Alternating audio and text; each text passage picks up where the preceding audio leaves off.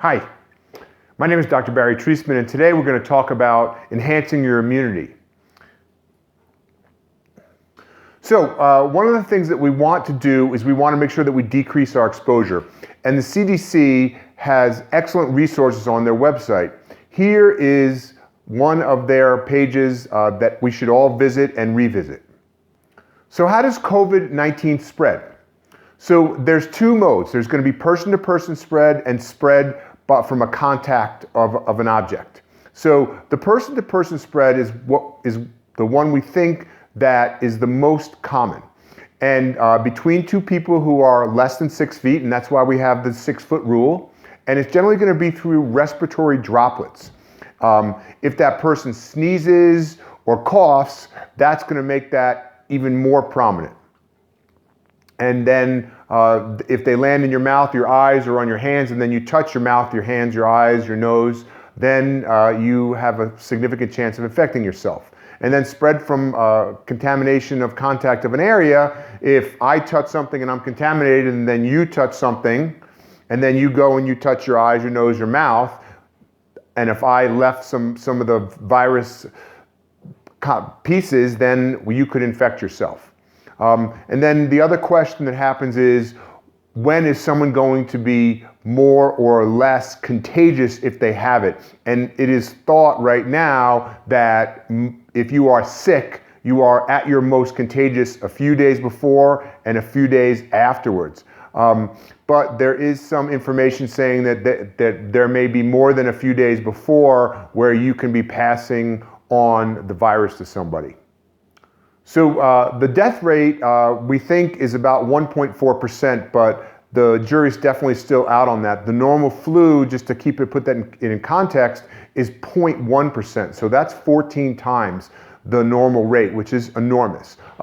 We know that people that are over 80 are the most vulnerable to dying. And then if you have cardiovascular disease, if you have diabetes, cardiovascular disease is 10.5, diabetes is 7, chronic respiratory disease is 6% for hypertension, and then 5.6 for cancer. So that information and this information is from the JAMA and Lancet all this year, that no deaths were reported for people who were mild or severe cases, but those of the critical cases, almost half of those people are going to die, which is a crazy number. And the definition of a critical case is respiratory distress greater than 30 breaths per minute, an oxygen saturation at rest of less than 93%, and that would have to be measured in a doctor's office or a lab, or if you happen to have some equipment at home, you could do that. And then there's a couple others that would only be done in a hospital. So today the objectives are going to be to get you to take better care of yourself and help your loved ones and friends and family take better care of themselves. And to see that there is an opportunity to make lemonade out of lemons. And so what we can do during these crazy times is that we can eat better, we can exercise better, we can be happier, and we can learn what foods should be eaten and what foods shouldn't be eaten, and also what are the different parts of the immune system, the anatomy of it, and how does knowing that going to help you feel better, be healthier, have less problems. So what Hippocrates said, who is the father of medicine, is let food be thy medicine. And my philosophy is that we definitely want food to be our first choice of medicine. It's not the only medicine. We do have a great medical system, and we want to rely on it for all the wonders that it has. So when it comes to diet, we want to eat a low sugar, low carb foods. And you can read labels, and in general, the lower the carbs, the better. We're going to talk about something called the glycemic index, which kind of gives us even better information about what to eat and not to eat. And the reason we want to do this is that it's going to decrease inflammation. It's going to strengthen the immune system, and that's what we're really talking about today.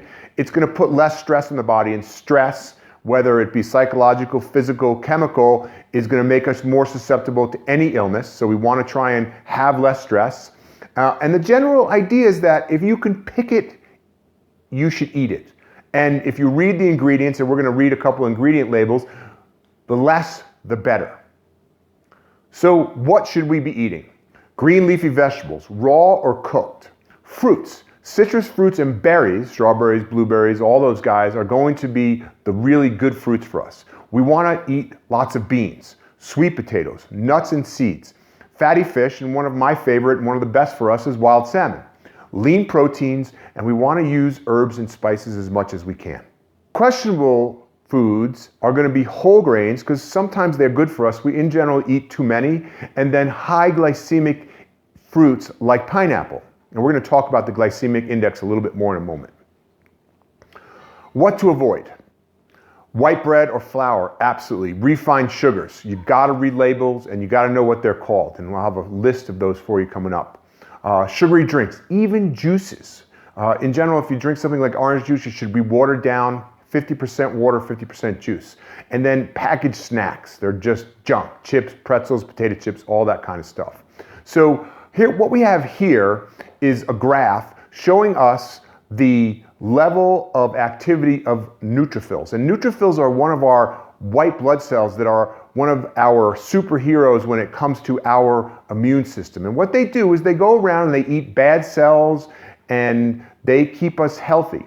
And what they did in this experiment was that they gave somebody a juice sweetened drink and measured the activity of these neutrophils to go and gobble stuff up. And that activity was decreased for between 3 and 4 hours. And if you think about someone that has a Coke in the morning or a really sweetened coffee, and then a Coke at lunch, and then some kind of sweet drink with dinner, that person's phagocytic activity of those neutrophils is never up to what it should be, which is not good, and we want to avoid that. So what is the glycemic index? So the glycemic index is a measure of how fast something comes into your body. So I eat something and chew it, it goes down into my intestines, and how fast it moves from the intestine into the bloodstream. And the more rapidly that happens, the less healthy it is for us. And so what we've done is that we've come up with this glycemic index of foods, and some foods are going to be low glycemic index, and those are the ones we really want to eat. And that number is under 55. And then what we want to do is that we want to have some of the medium ones, but we want to combine them with proteins and fats. So in general, those foods are going to be low in the glycemic index, and that we want to totally avoid the high glycemic index foods. And also here is a list of about 1,000 foods rated by the glycemic index. Here is a very small one, and again, that same link is here telling us about that enormous list of almost 1,000 foods. So when we talk about reading labels, we want to avoid sugar, whether it be natural sugars or really synthetic sugars. And the really synthetic ones, we want to just eliminate 110%.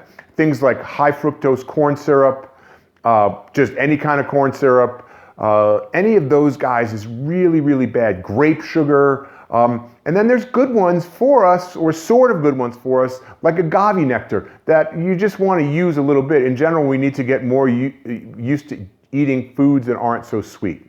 Then the next thing I'd like to talk about is probiotics. And what probiotics are they are the bugs that normally live in our intestines. And they help us be healthy. And what we want to do is we want to eat foods that have active probiotics in them. And we want to get at least 2 doses per day. When you read the label on these foods, you want to make sure that they're not heat treated, because if they are, the bifidobacterium and lactobacillus, 2 of the most common probiotics, are not going to survive. And that doesn't mean the food is going to be bad for us, but it's not going to be as good as it could be. If I come home with some sauerkraut, and which is one type of probiotic food, I don't want to cook it over 115 degrees, because that will also decrease the health benefits. Doesn't mean it's not going to be healthy for us. It's still going to be healthy for us. And most of these foods should come from the refrigerated section. And as always, read labels. So yogurt is the most common probiotic food in the US. And so it's the one that we talk about, and you want to make sure that the yogurt has a National Yogurt Association live and active culture stamp or saying on the ingredient list. And that tells us that that's going to be a better yogurt for us. And you want to watch added sugars. Even in a good yogurt, they could put a lot of sugar in it and it's not going to be as good for us. So the carbs in that yogurt should be less than 15 grams per serving. So here we have the Chobani yogurt, and they have it at Safeway and Save Mart, and you can see that it says on the label live and active cultures, and it tells you some of the different types of cultures that are in there, the L. acidophilus and bifidobacteria and thermophilus. It doesn't really matter the names, but it matters that the label says that they're in there. So here is the Mountain High, and the Mountain High also has the yogurt with the good probiotics in there, the bifidobacteria and the lactobacillus. Other types of foods that have the probiotics are going to be aged cheeses such as cheddar, Gouda, and mozzarella. Non-dairy yogurts, ones that are made with soy and those things. Fresh, sour dill pickles, kimchi, kombucha.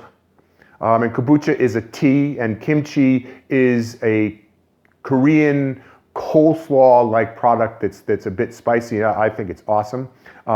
Miso, as in miso soup. Natto, which is made from fermented soybeans. Atoli agro, which is a drink that is made from corn.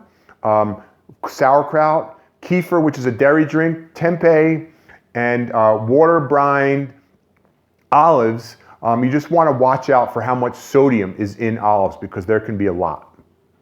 So here we have the kimchi that comes from Costco, and it has very, very few ingredients, and it does have some fermented fish sauce. It doesn't necessarily mention the lactobacillus and acidophilus in there, but I do think it's in there, and that's a good choice. Here is some fresh pickles. Doesn't mention the probiotics, but there's 4 ingredients, and so those probiotics are in there.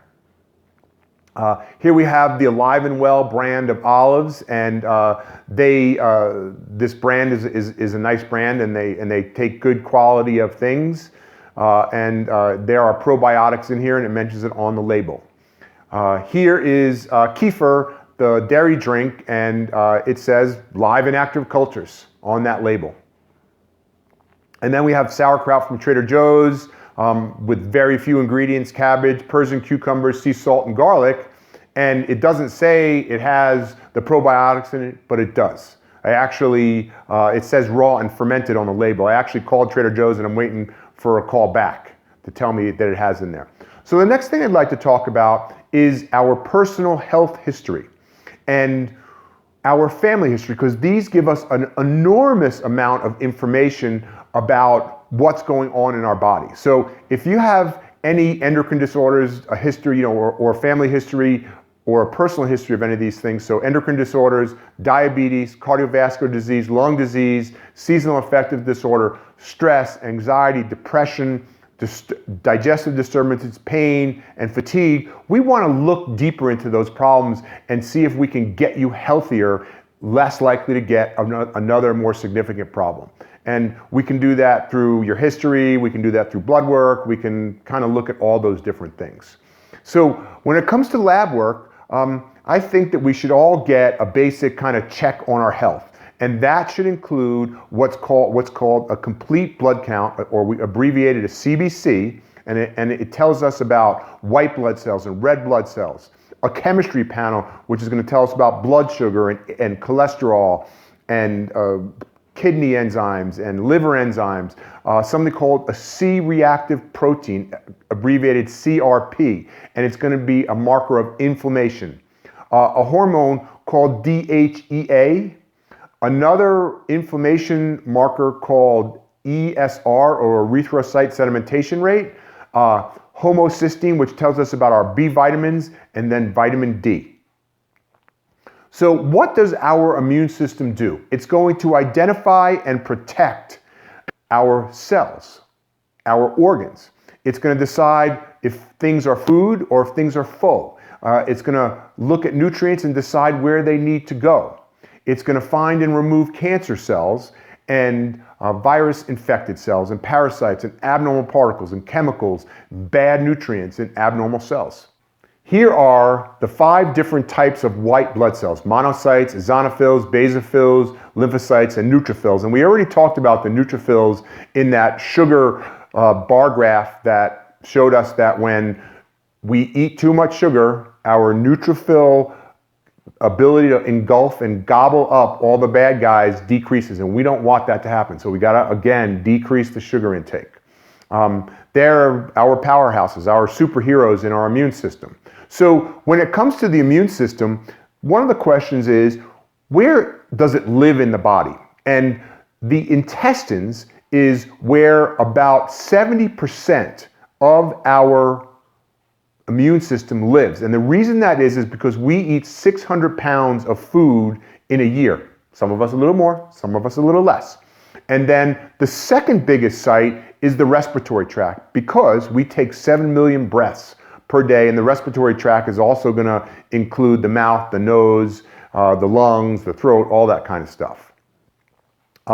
If our immune system is overloaded, and if we could just use some theatrical numbers, if let's say it has to make 1 million decisions per day, it has to go and decide friend or foe, and if we keep that under 1 million, the body's able to figure it out and get rid of the right things and keep the right things. If we go over it, if we have too many decisions, the immune system starts to malfunction, and then it starts making bad choices. So how do we make it so it does less? We clean our environment. We get rid of viruses. We make our walls, our barriers within our body stronger, more durable, less likely to let things in. We improve the removal and we improve the transport of everything in the body. So here's a picture of the intestines, and we already talked about the immune system and that 70% of it lives there. But the question is your gut okay? And you can answer that simply by saying, have you had symptoms? Do you have symptoms of reflux? Is your stool not beautiful? Do you have indigestion, gas, burping, bloating? Any of those things tell us that things are not functioning properly, and we want to do a little bit more investigation. And because of the digestive system having 70% of the immune system, this is the first place that we want to look and the first place that we want to get working on. And then if we want to identify additional stresses or assaults on the body, we want to look at things, food allergies. And there's 2 different categories of food allergies. There's what's called IgE, which are the real ones, the dangerous ones, the ones that you need to take taken care of right now, got to go to the hospital, got to get an EpiPen. They're dangerous, life-threatening. And then there are what we call delayed onset, which are called IgG and IgM. And those are the ones that we are kind of concerned about when it comes to getting our immune system better.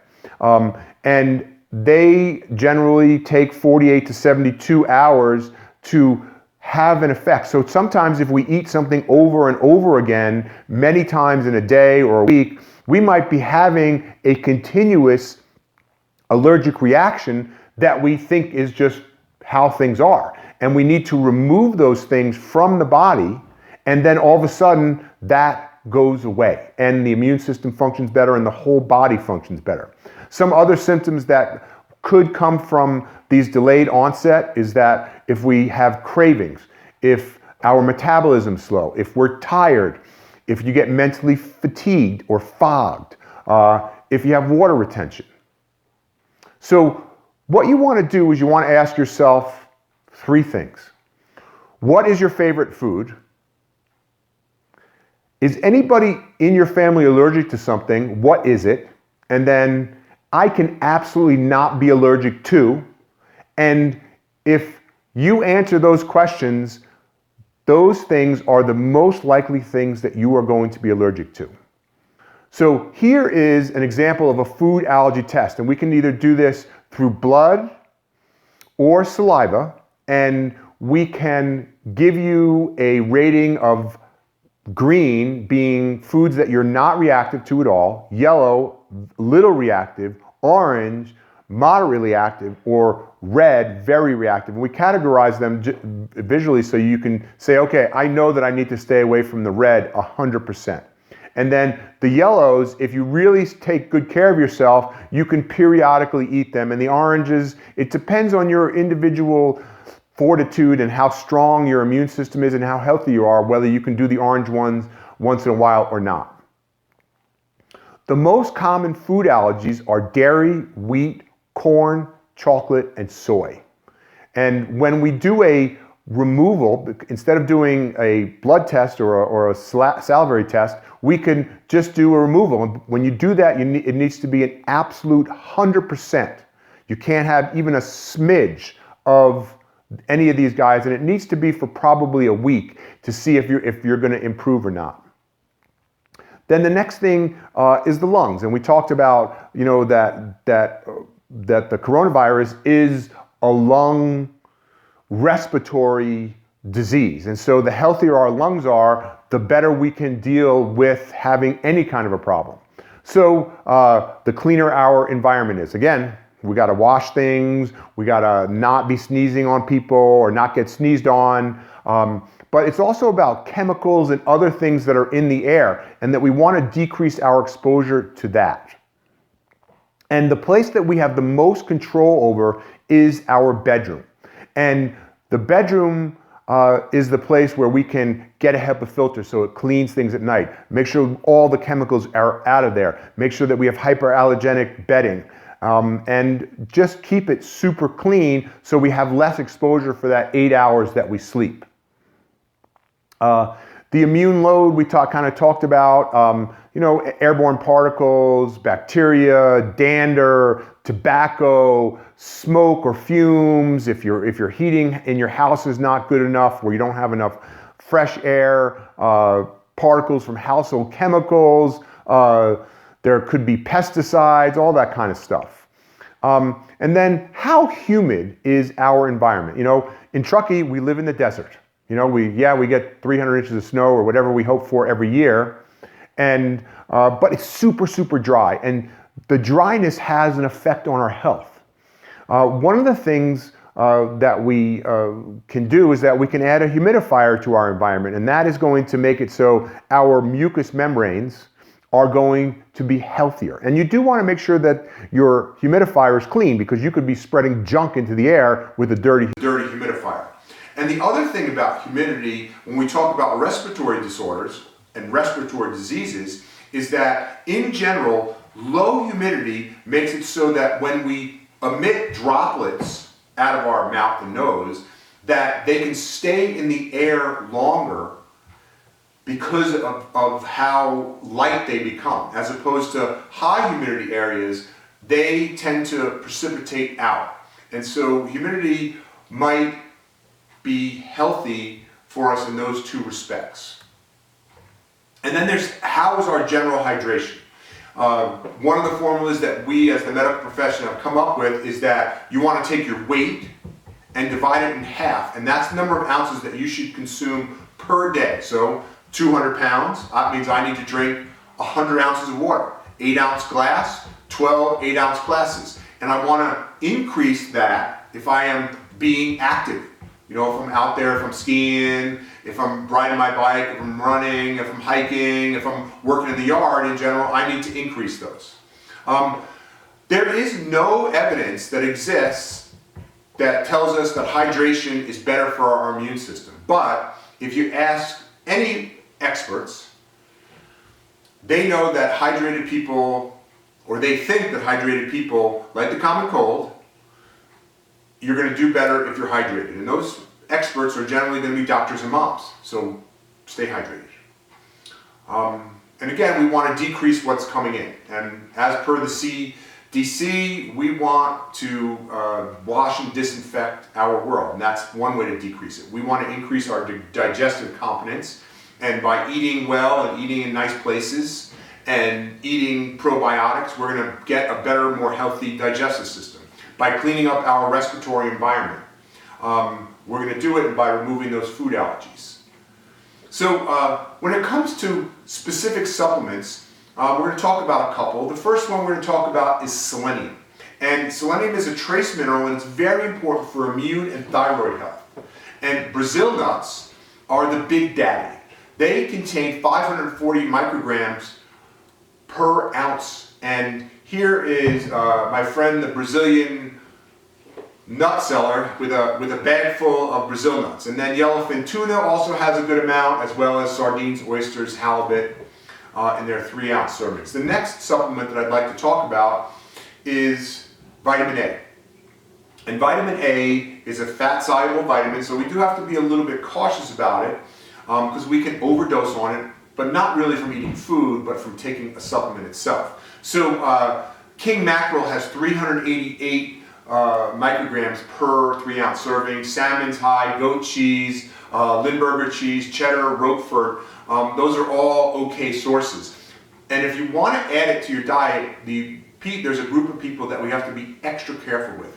And that group of people are women that can get pregnant, because vitamin A has been shown to be tetragenic to a fetus. So any women that are going to take supplemental vitamin A need to do so under a doctor's supervision. Vitamin C, we can take it in supplement, or we can get it in from foods, and guava is the highest source, 377 milligrams per serving, and then sweet red peppers, tomato juice, peppers, hot peppers, oranges, strawberries, papaya, and broccoli are all nice suppliers of it. And then the next thing is vitamin D. We talked about that during your blood test that you're going to get done, you're going to have your vitamin D levels measured. And if you have them measured now, as opposed to having them measured in August when we've been out in the sun a bunch, they're going to be different. And so it makes sense to measure them in the depths of the winter and in the middle of the summer, because you would need to adjust your vitamin D intake levels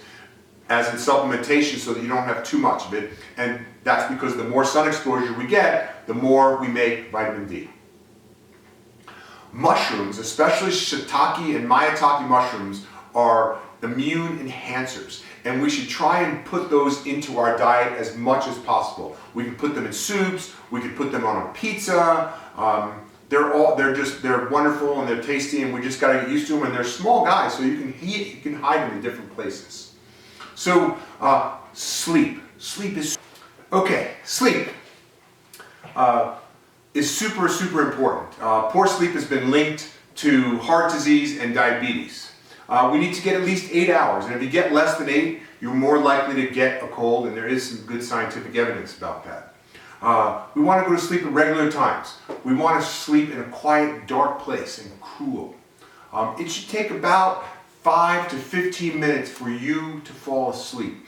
If you fall asleep really fast, like as your head is hitting the pillow, you're probably sleep deprived. It's good to have a routine that gets the body prepared to go to bed. What I generally do is I get out a rubber lacrosse ball, and I use it and massage my glutes, my shoulder muscles in front and in back. Then I get a foam roller out, and I roll out the front and sides and back of my legs. And then I do some stretching, and that kind of gets my body ready to go to sleep. We do want to avoid electronics for a couple hours before bed, and we want to limit our blue light right before bed. And then exercise and daylight exposure to the beautiful sun is important for keeping our circadian rhythms proper. Sinus cleaning. If we tend to have sinus problems, nasal problems, we should think about using a sinus cleaning device like a nasal wash, like the Neil Med. It's quite helpful, and you just have to make sure that you use distilled water to clean out, and that's one way to help work on the immune load to decrease it, because you're helping to clean out your nose. You just want to make sure that you don't do it for more than a month. So which supplements should you buy if you're going to buy some supplements? This is an individual choice because those people that are more problematic, they have more health problems, need more guidance in that they can tolerate supplements that aren't of the utmost quality. So if you're super healthy, you don't have any problems, go to Rite Aid, go to CVS, go to Walmart, wherever. You can just buy them anywhere. But if you're having some health problems, then you should ask a doctor for recommendations. Also, Costco's supplements are also quite good, and I've seen several studies where they have been tested and have been true with what they say is in them, both the amount and that there's no bad stuff in them. So some of the other things to think about to help your immune system, you want to avoid smoke, chiropractic care, acupuncture, exercise, yoga, craniosacral work, massage, the broths from chicken and miso, herbal teas, lymphatic drainage, adequate protein. If you're a vegetarian, this is where this can be a problem. Or if you are a teenager or someone that is eating lots of junk food, you need to make sure you get enough protein. Green tea, distilled diluted juices, laughter, and of course hugs. The other kind of supplements that aren't quite as high on the list, but are still things that we can think about, are bioflavonoids, zinc gluconate, golden seal, echinacea. Those are kind of the top supplement immune fighters behind the other ones. And then we can think about thymus extract, postural drainage, and of course the sanitary measures. That's the top of the list, right from the CDC's website. What are you going to do if you do get sick? Call your doctor. If you think you got COVID-19, then call the Tall Forest Health Systems hotline at 530-536-6013. Make sure you get plenty of rest, self-isolate, hydrate, think about postural drainage. I want to thank you for listening to me, and hopefully you've got a lot out of this. There's going to be, on my website, there's going to be a single page that's going to be kind of a cheat sheet. It's going to have the highlighted things that you need to do and the links that I talked about. And then also there's going to be slides, all the slides that are going to be on there. You're just going to be able to download the slides if you want them.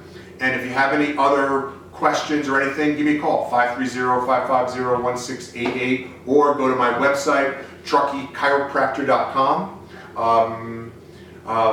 And thanks again for listening to me.